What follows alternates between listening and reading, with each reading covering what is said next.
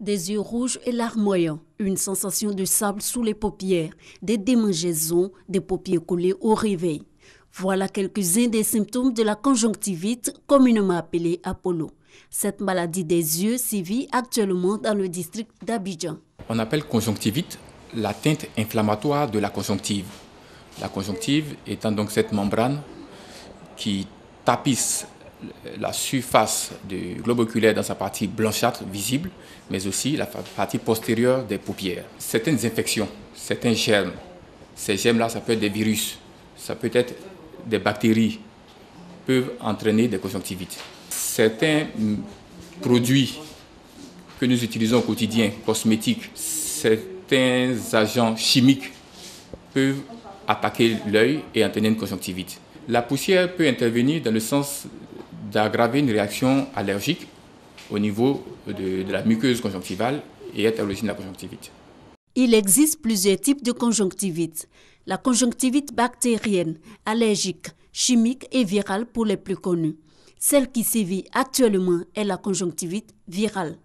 Essentiellement, deux virus sont mis en cause, les entérobactéries et les adénovirus. Nous avons constaté depuis ces 2 derniers mois un nombre croissant de patients atteints de conjonctivite présumée d'origine virale, des patients venant des collectivités scolaires principalement, mais aussi d'adultes. Et ce nombre est de plus en plus croissant, tendant vers un mode épidémique. Au CHU de Treichville, pour cette dernière semaine, on peut estimer à un patient sur 20 qui est donc atteint. La conjonctivite virale est très contagieuse. La contamination se fait par les contacts humains. Principale source de contamination, les mains. J'ai été contaminée par un de mes camarades. Il avait la conjonctivite et il a frotté ses yeux.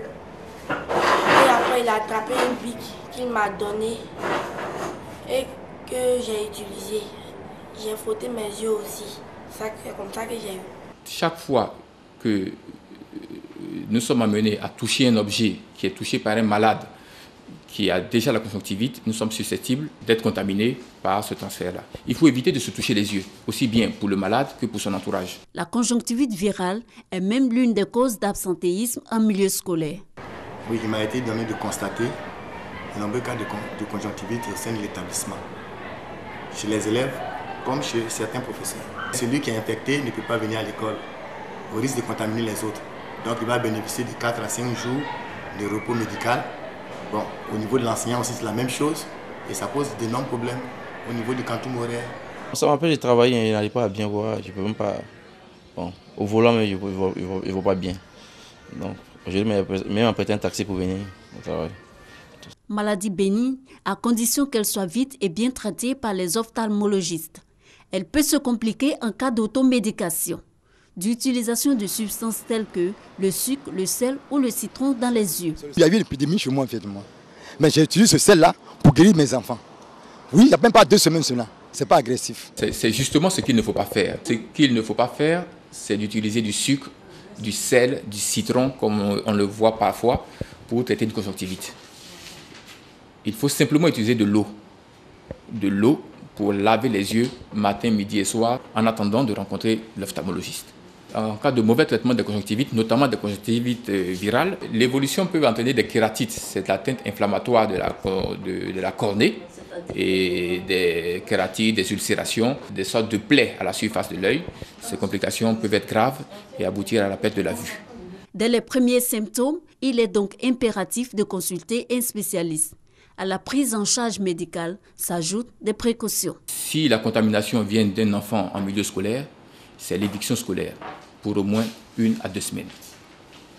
En milieu professionnel, évidemment, il faut également envisager un arrêt de l'activité professionnelle le temps de la contagiosité, 1 à 2 semaines environ.